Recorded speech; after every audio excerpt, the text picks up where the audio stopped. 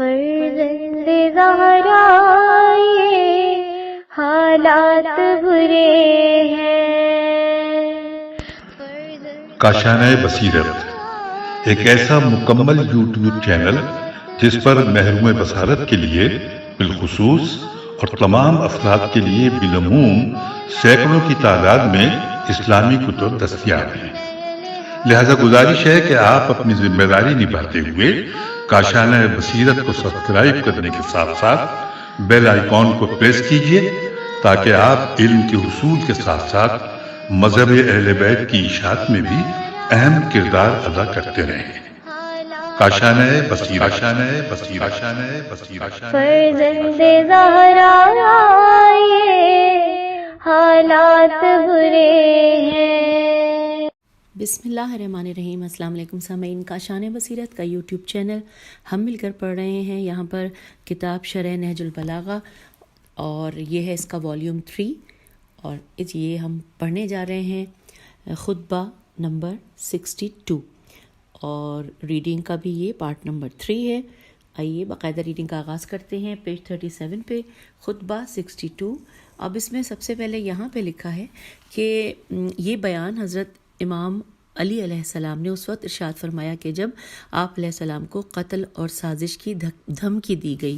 اس کے حوالے سے یہاں پر کچھ تفصیلات حاشیے میں لکھی ہیں. لکھا ہے سند خطبہ اس کلام کے پہلے حصے کو ابن کثیر نے البدایہ والنہایہ میں ابی داؤد کی کتاب سے نقل کیا ہے، اور ابی داؤد وہ شخص ہے جو سید رضی سے 130 سال پہلے اس دار فانی سے کوچ کر چکا تھا، اور سید رضی کے بعد زمخشری نے ربیع الابرار میں کچھ فرق سے نقل کیا ہے، اور یہ فرق ظاہر کرتا ہے کہ انہوں نے اس نہج البلاغہ کے علاوہ کسی دوسرے ماخذ سے لیا ہے.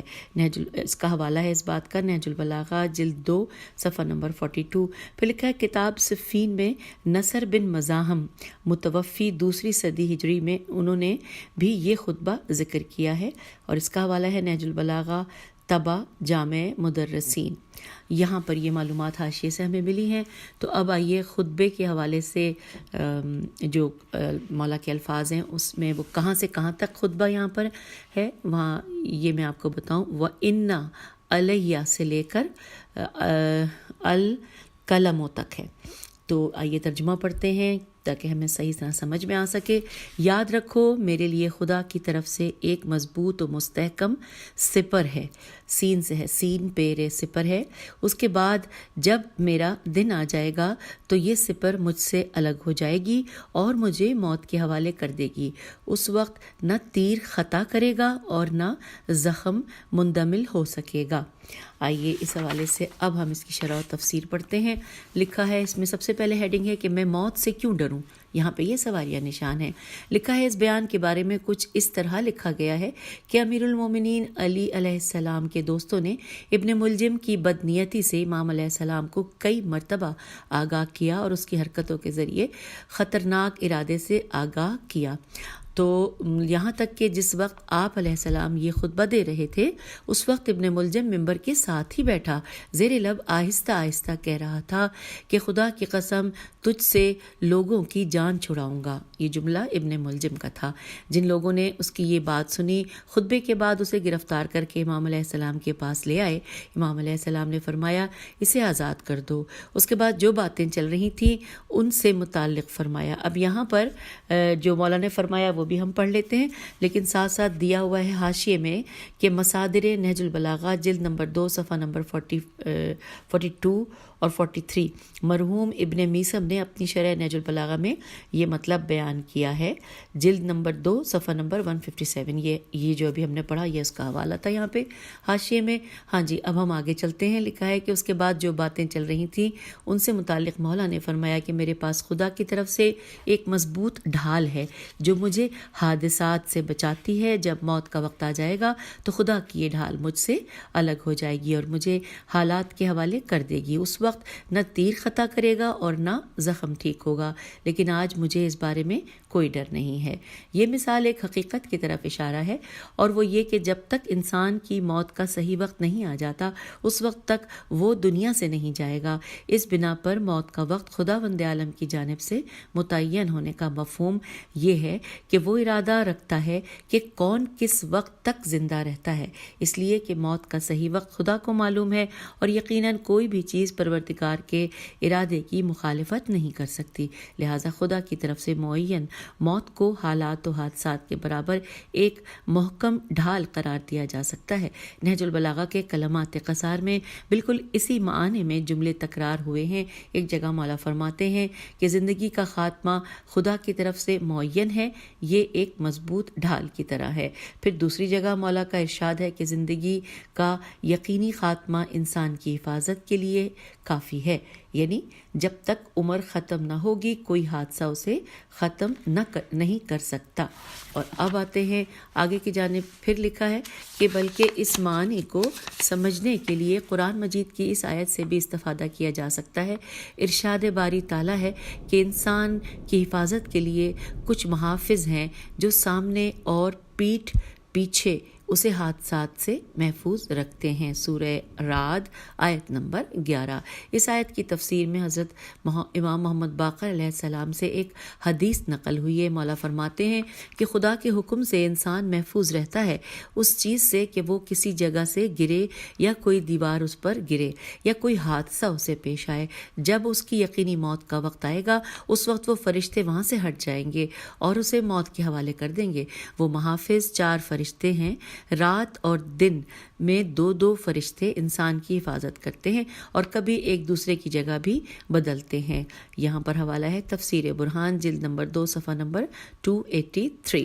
اب یہاں پر ایک سوال لکھا ہے کہ اگر یہ بات ہے تو پھر ہمیں اپنے آپ کو دنیا کے خطرات سے بچانے کی ضرورت نہیں ہے، اور سیلاب، زلزلے، بیماری اور ڈرائیونگ کے حادثات سے بچنے کی کوشش کیوں کریں، بلکہ بے پرواہی سے تیزی کے ساتھ آگے بڑھنا چاہیے اور کسی چیز سے ڈرنا نہیں چاہیے؟ یہ سوال ہے۔ جواب لکھا ہے کہ انسانی زندگی کے لیے 2 قسم کی موت ہے، ایک حتمی موت اور دوسری غیر حتمی موت۔ حتمی موت ایسی موت ہے کہ جس کے بعد انسان کبھی واپس نہیں آتا۔ جب تک انسان کے دل کی دھڑکنیں چل رہی ہوں وہ مر نہیں سکتا، اور جب حتمی موت کا وقت آ جائے تو انسان کا دل حرکت کرنا چھوڑ دیتا ہے، جیسے گھڑی سیل ختم ہونے سے رک جاتی ہے۔ پھر لکھا ہے غیر حتمی موت ایسی موت ہے کہ جس سے انسان 2 صورتوں میں بچ سکتا ہے۔ پہلی صورت، یہ موت انسان کے اختیار میں ہے کہ اگر انسان ان موقعوں پر عقل سے کام لے تو موت سے بچ سکتا ہے۔ مثلا جنگ کے میدان میں بدن پر زرہ پہن لے اور لوہے کی ٹوپی سر پر رکھے اور ڈھال ہاتھ میں اٹھائے۔ یہ کام فوج کی اہم ذمہ داریوں میں شامل ہے کہ وہ ایسے حالات میں اپنی ذمہ داری کا احساس کرے۔ دوسری صورت ناگہانی موت، یہ انسان کے اختیار میں نہیں ہے، جیسے ڈرائیونگ حادثات، روڈ ایکسیڈنٹ وغیرہ، اچانک کوئی حادثہ پیش آنا، کسی جگہ سے گرنا، آگ لگنا۔ جب تک حتمی موت کا وقت نہیں پہنچے گا فرشتے خدا کے حکم سے اس کی حفاظت کریں گے، اور اسی حادثے میں اگر اس کی حتمی موت ہے تو فرشتے وہاں سے ہٹ جاتے ہیں۔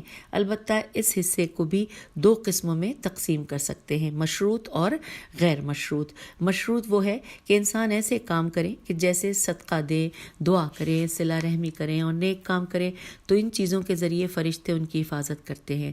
غیر مشروط یہ ہے کہ مذکورہ شرائط کے بغیر بھی اللہ کے فرشتے انسان کی حفاظت پر مامور ہیں۔ خلاصہ یہ کہ حتمی موت ٹل نہیں سکتی، باقی مشروط موت یا اچانک آنے والی موت قابل تغیر ہے۔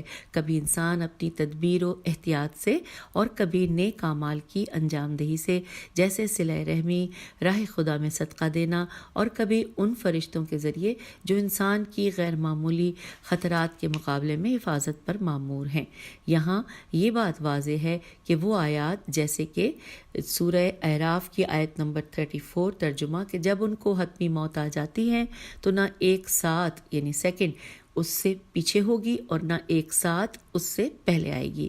اور آیہ شریف جو کہ سورہ منافقون آیت نمبر 11 ہے، ترجمہ کہ جس کی موت کا وقت آ چکا ہو خداوند متعال ہرگز نہیں ٹالتا۔ ان آیات اور آیا اس کے مطالب کے ساتھ جو پہلے بیان ہو چکے ہیں، معنی اور مفاہیم میں کوئی منافات نہیں ہے۔ میم نون الف فے الف تے منافات نہیں ہے۔ اور اسی طرح بہت سی روایات جو کہتی ہیں صلہ رحمی اور صدقہ انسان کی موت کو ٹال دیتے ہیں، اس میں کوئی شک نہیں ہے۔ اور حقیقت میں موت کی 3 یا 4 مذکورہ قسموں پر توجہ کرنے سے یہاں پر آیات و روایات کا جمع کرنا واضح ہو جاتا ہے۔ حوالہ لکھا ہے کہ اقسام اجل کے بارے میں مزید تشریح تفسیر نمونہ جلد 18 صفحہ نمبر 207 سورہ فاطر آیت نمبر 11 کے ذیل میں آئی ہے۔ یوں ہم نے یہاں پر خطبہ 62 مکمل کر لیا، اور کیونکہ اسی نشست میں ہم دوسرا خطبہ بھی مکمل کر سکتے ہیں، کوشش کرتے ہیں، تو آئیے خطبہ نمبر 63 پڑھتے ہیں۔ یہاں پر لکھا ہے کہ جس میں دنیا کے فتنوں سے ڈرایا گیا ہے، اور اس کے حوالے سے ساتھ ساتھ اب ہم اس خطبے میں لکھا ہے کہ امام لوگوں کو دنیا کے فتنے اور فساد اور اس کے مکر و فریب سے ڈراتے ہیں اور اس کی ناپائیداری سے آگاہ کرتے ہیں۔ سامعین، ساتھ ہی حاشیے میں کچھ مزید تفصیلات ہیں، آئیے جانتے ہیں۔ لکھا ہے کہ سند خطبہ، لکھا ہے مصادر نہج البلاغہ کے مصنف نے اس خطبے کی اسناد کے بیان میں کہا ہے کہ اس میں شک نہیں کہ جو کچھ اس خطبے میں بیان ہوا ہے وہ ایک طویل تر خطبے کا حصہ ہے، جس میں سے سید رضی مرحوم نے مندرجہ بالا حصہ منتخب کیا ہے۔ اور اس کے بعد مزید اضافہ کرتے ہیں کہ میں اس جگہ وہ تحریر کر رہا ہوں جو آمدی الف مدہ میم دال چھوٹی ہے، یہ آمدی کا ورڈ انورٹڈ کاما میں ہے، آمدی نے غرر الحکم میں حرف الف کے ذیل میں دیا ہے، اور ان دونوں کے درمیان وہ فرق تعبیرات اور اضافات جو کہ آمدی سے نقل کردہ ہیں یہ نشاندہی کرتی ہیں کہ آمدی الف مد آ میم دال چھوٹی ہے کہ آمدی نے یہ خطبہ نہج البلاغہ کے علاوہ کسی ماخذ سے لیا ہے۔ توجہ رہے کہ آمدی غرر الحکم کے مصنف 6 صدی ہجری کے علماء میں سے ہیں، جبکہ سید رضی مرحوم 4 صدی ہجری کے علماء میں سے تھے۔ حوالہ ہے مصادر نہج البلاغہ جلد نمبر 2 صفحہ نمبر 44۔ تو یہ جو حاشیے میں معلومات تھیں آپ کی سماعتوں کی نظر ہو گئی۔ آئیے یہاں پر اب ہیڈنگ ہے، ابھی خطبہ نہیں دیا گیا ہے، ابھی لکھا ہے خطبہ ایک نگاہ میں۔ ہیڈنگ یہ ہے، لکھا ہے کہ خطبے کے موضوع سے معلوم ہوتا ہے کہ دنیا کے فتنہ و فساد اور مکر و فریب کے خطرات سے بچنے کے لیے تمام اہل دنیا کے لیے اس میں ایک واضح پیغام موجود ہے۔ امام علیہ السلام اس خطبے میں 2 اہم مطالب کی طرف اشارہ فرماتے ہیں۔ پہلا مطلب، دنیا انسانوں کی نجات کا سبب اور بدبختی کی وجہ بن سکتی ہے، اور دنیا کے بارے میں جو کچھ بیان ہوا اسے جس نگاہ سے دیکھا جائے گا رائے بھی مختلف ہوگی۔ اگر یہ دنیا انسان کا ہدف ہو، مال و ثروت، مقام، رزق اور اس کی چمک دمک انسان کی آخری خواہش ہو، تو بے شک یہ دنیا قابل مذمت ہے اور حسرتوں اور غم و اندوہ کا سرمایہ ہے، اور اگر دنیا کو آخرت کے لیے وسیلہ اور کھیتی کے طور پر استعمال کرے اور یہ انسان کو بلند مقام و منزلت تک پہنچانے کا سبب بن جائے تو یہ قابل تعریف اور فخر کا مقام ہے۔ دوسرا مطلب یہ ہے کہ آپ علیہ السلام نے اس خطبے میں فرمایا کہ دنیا زوال پذیر اور ناپائیدار ہے۔ یہ اس درخت کی طرح ہے کہ جس کے سائے میں انسان چند لمحے سستانے کے لیے بیٹھ جاتا ہے، مگر تھوڑی دیر کے بعد سایہ دوسری طرف چلا جاتا ہے اور پھر پہلے والی جگہ کو دھوپ میں جلنے کے لیے چھوڑ دیتا ہے۔ اب آئیے یہ خطبے کے الفاظ ہیں یہاں پر جو کہ شروع ہو رہے ہیں ان دنیا دارن سے لے کر ختم ہو رہے ہیں زائدن حتی نقصا، نون قاف صاد نقصا، اور اس کے بعد پھر اس کا ترجمہ ہم ساتھ پڑھیں گے۔ میں نے عربی کے بتا دیا کہ کہاں سے کہاں تک، اور اس کا ترجمہ ہے کہ آگاہ ہو جاؤ کہ یہ دنیا ایسا گھر ہے جس سے سلامتی کا سامان اسی کے اندر سے کیا جا سکتا ہے، اور کوئی ایسی شے وسیلہ نجات نہیں ہو سکتی ہے جو دنیا ہی کے لیے ہو۔ لوگ اس دنیا کے ذریعے آزمائے جاتے ہیں، جو لوگ دنیا کا سامان دنیا ہی کے لیے حاصل کرتے ہیں وہ اسے چھوڑ کر چلے جاتے ہیں اور پھر حساب بھی دینا ہوتا ہے، اور جو لوگ یہاں سے وہاں کے لیے حاصل کرتے ہیں وہ وہاں جا کر پا لیتے ہیں اور اسی میں مقیم ہو جاتے ہیں۔ یہ دنیا در حقیقت صاحبان عقل کی نظر میں ایک سائے جیسی ہے جو دیکھتے دیکھتے سمٹ جاتا ہے اور پھیلتے پھیلتے رات کے آنے سے ختم ہو جاتا ہے۔ اب سامعین، یہاں پر ہم نے جب یہ پڑھ لیا ہے خطبہ تو اس کے بعد شرح و تفسیر آ گئی ہے، جس میں سب سے پہلی ہیڈنگ ہے کہ دنیا جلد گزر جانے والے سائے کی طرح ہے۔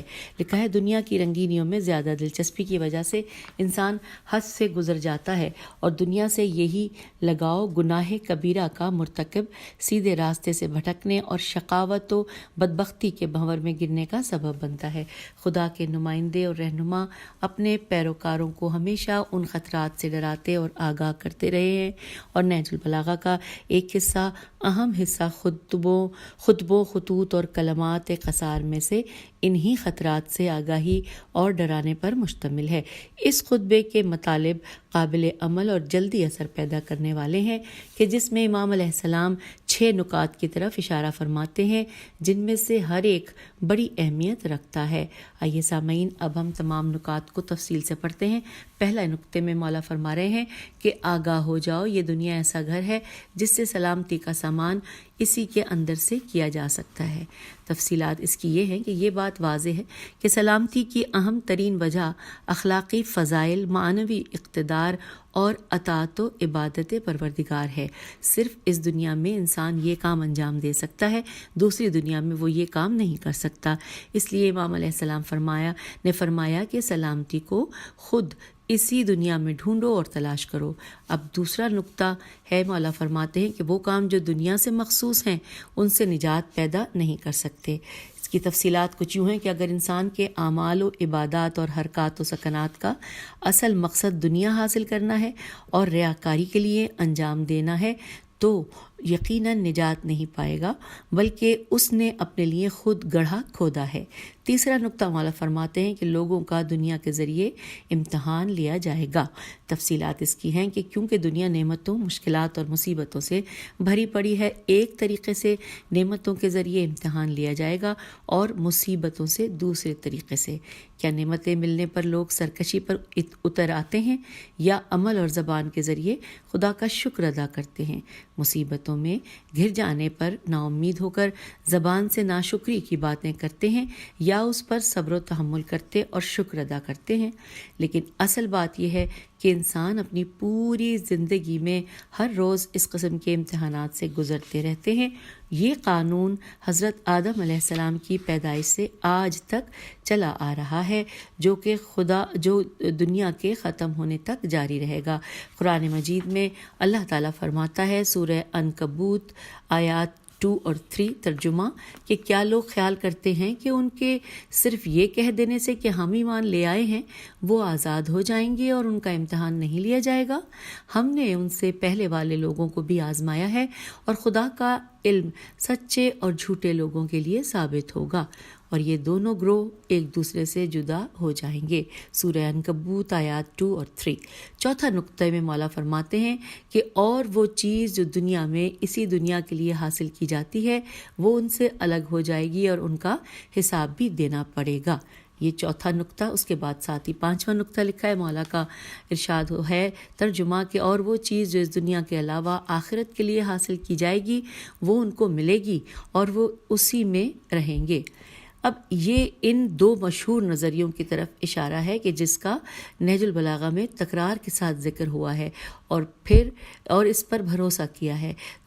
دنیا کا وسیلہ ہونے کا نظریہ، یہاں پہ نمبر 1 یہاں پہ پڑھتے ہیں، نمبر 1 لکھا ہے دنیا کا وسیلہ ہونے کا نظریہ۔ اس کی تفصیلات کچھ یوں ہیں کہ اگر اس دنیا کے وسائل، اموال، ثروت، مقام، نعمتیں، یہ چیزیں آخرت کی بہترین زندگی کے لیے ہمیشہ خوشبختی کا ذریعہ بنے تو ان سے بہتر کوئی اور چیز نہیں، اور اگر دنیا کے یہ وسائل بت بن جائیں اور لوگ ان کے سامنے سجدہ کرنے لگیں تو ان سے بدتر کوئی چیز نہیں ہے۔ یہ نظریہ انسانوں کو پاکیزگی، تقوی اور آزادی و عزت کی طرف بلاتا ہے اور دنیا کی فانی نعمتوں کو آخرت کی باقی رہ جانے والی نعمتوں میں بدل دیتا ہے۔ دوسرے نمبر پہ لکھا ہے کہ دوسرا نظریہ پہلے نظریے کے برعکس حرص و طمع اور ظلم و بے انصافی اور ذلت کی جانب دعوت دیتا ہے۔ اس نظریے کے باعث نعمتیں زائل ہو جاتی ہیں اور ان نعمتوں کے نتیجے میں عائد عین الف حمزہ دال عائد ہونے والی ذمہ داری باقی رہ جاتی ہے۔ اس بات سے یہ بات واضح ہو جاتی ہے کہ کیوں بہت سی آیات و روایات میں دنیا کی تعریف کی گئی ہے اور دوسرے بہت سے حصوں میں دنیا کی مذمت وارد ہوئی ہے۔ ممکن ہے ناواقف لوگوں کو یہاں پہلی نظر میں ان مختلف روایات میں ٹکراؤ دکھائی دے، جبکہ ہر ایک بات اپنی جگہ پر درست اور ایک دوسرے کی تکمیل کرتی ہے۔ ایک کی نظر دنیا کے ظاہری وسائل پر ہے اور دوسرے کا مقاصد کی طرف اشارہ ہے۔ ان باتوں کی مزید وضاحت ہم خطبوں کی شرح میں مناسب جگہ پر بیان کریں گے۔ چھٹا نقطہ، اب یہاں پر ہم نے یعنی 5واں نقطے میں جو پڑھا تھا نا کہ ہم نے پہلا دنیا کا پہلے وسیلہ ہونے کا نظریہ اور پھر دوسرا نظریہ پڑھ لیا تھا، اور ہم یہ 5 نقطے مکمل کرنے کے بعد اب ہم چھٹا نقطہ پڑھتے ہیں۔ لکھا ہے کہ اس میں دنیا کی حقیقت سے پردہ اٹھاتے ہیں اور اسے سائے سے تشبیہ دیتے ہیں مولا کہ انسان اس تک پہنچا نہیں ہے کہ وہاں سے ہٹ جاتا ہے، اس تک پہنچتا نہیں ہے کہ وہاں سے ہٹ جاتا ہے۔ مولا فرماتے ہیں انورٹڈ کاما کہ دنیا عقل مندوں کی نظر میں اس سائے کی طرح ہے کہ جو سورج کے ڈھلنے کے بعد ظاہر ہوتا ہے۔ تم اسے پھیلا ہوا دیکھتے ہو مگر وہ ایک دم سے جمع ہو جاتا ہے اور رات کے آنے پر اس سائے میں کمی ہو جاتی ہے اور اسے ختم کر دیتی ہے۔ انورٹڈ کاما کلوز ہو گیا۔ اب یہاں پہ لکھا ہے ذلہ، زوئے لام اور لام پہ تشدید ہے۔ لکھا ہے کہ یہ ہر قسم کے سائے کے لیے بولا جاتا ہے، چاہے سورج ڈھلنے سے پہلے کا ہو یا بعد کا، اور کبھی ظہر سے پہلے والے سائے کے لیے خصوصی طور پر کہا جاتا ہے جسے سورج آہستہ آہستہ سے ختم کر دیتا ہے۔ لیکن فی چھوٹی فی انورٹڈ کاما میں لکھا ہے فی سورج ڈھلنے کے بعد کے سائے کے معنی میں ہے، اس لیے کہ پہلے اور بعد کے معنی اس لفظ کے مفہوم میں خاص طور پر چھپے ہوئے ہیں، اور جتنا سورج مغرب سے قریب تر ہوتا ہے یہ سایہ مزید پھیلتا ہے اور مغرب کی تاریکی ان سب کو ختم کر دیتی ہے اور ہر جگہ اندھیرا ہی اندھیرا چھا جاتا ہے۔ گویا امیر المومنین علیہ السلام اس مثال کے ذریعے ایک لطیف نقطے کی طرف اشارہ فرماتے ہیں۔ دنیا پرست لوگ آئے دن زیادہ سے زیادہ مال اور اسباب جمع کرنے میں لگے ہوئے ہیں، اور جتنی ان کی زندگی خاتمے کی طرف بڑھتی چلی جاتی ہے ان چیزوں میں اور مزید اضافہ ہو جاتا ہے، لیکن زندگی کا ڈوبتا ہوا سورج ان کی جمع کی ہوئی تمام چیزوں کو نابود کر دیتا ہے اور موت کا اندھیرا ان تمام وسائل کو مٹا دیتا ہے۔ خطبے کی اس تفسیر کو ایک اہم نقطے کے ذریعے ختم کرتے ہیں، اور وہ یہ کہ امام علیہ السلام نہج البلاغہ کے خطبوں میں بار بار دنیا سے وابستگی کے غلط اثرات سے خبردار کرتے ہیں اور لوگوں کو فریب دنیا سے ڈراتے ہیں، اور اس کی ناپائیداری کو طرح طرح کی مثالوں سے واضح کرتے ہیں، اور اس کی دو وجوہات ہیں۔ پہلی یہ کہ دنیا کی چمک دمک اور رنگینیوں سے محبت ہمیشہ گناہوں کا سرچشمہ تھی اور ہے۔ اسی طرح ایک سمجھدار رہنما کو چاہیے کہ اپنے چاہنے والوں کو اہم مواقع پر اس خطرے سے بچائے۔ دوسری یہ کہ امام علیہ السلام کے دور حکومت میں اسلامی فتوحات کی وجہ سے مکہ و مدینہ اور کوفہ میں غنائم اموال زیادہ جمع ہو گئے تھے۔ یہ سامعین غنائم اموال کی ہجے کرتی ہوں، غین نون الف حمزہ میم، غنائم اموال الف میم واو الف لام، زیادہ جمع ہو گئے تھے، اور لوگ اموال کے حصول میں ایک دوسرے پر سبقت لینے کی کوشش کرتے تھے، جس کی وجہ سے آپس میں اختلافات اور جھگڑے بھی بڑھتے تھے اور سادہ لو مسلمانوں کے حق سے منحرف ہونے کا سبب بھی بنتے تھے، اور لوگ حسن پرستی کی طرف پرتعیش طرز زندگی کے دلدادہ ہو گئے تھے اور دشمن کے مقابلے میں جہاد سے پیچھے رہ گئے تھے۔ اسی وجہ سے امام لوگوں کو شعور دلانے اور بیداری کے لیے کوئی موقع ہاتھ سے نہیں جانے نہ دیتے تھے۔ اس کے علاوہ ان کی سادہ زندگی اس کام کی مشق کے لیے بہترین نمونہ عمل ہے۔ یہاں پر ہم سامعین پیج 48 پر ہم نے خطبہ نمبر 63 بھی مکمل کر لیا ہے، اور ایک سٹنگ میں 2 خطبے یہ بہت کافی ہیں، ان کو سننا، ان کو سمجھنا اور ان کو بار بار سننا تاکہ ہم اس کو ایکسیپٹ کر سکیں، ہم اس کے مطابق اپنی زندگی کو ڈھال سکیں۔ سامعین میں یہاں پہ آپ سے اجازت چاہوں گی، ملیں گے اگلے خطبے میں انشاءاللہ اگلی سٹنگ میں۔ خدا حافظ، فی امان اللہ۔